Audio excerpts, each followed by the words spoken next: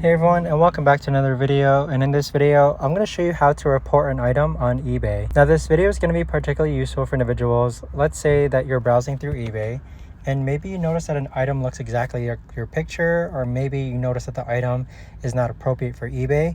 How do you actually go ahead and report that item? Now this video is going to be short, sweet, and simple, guys. There's not going to be a lot of steps involved. Now in order to do this, what you're first going to do is click on the item that you want to go ahead and report.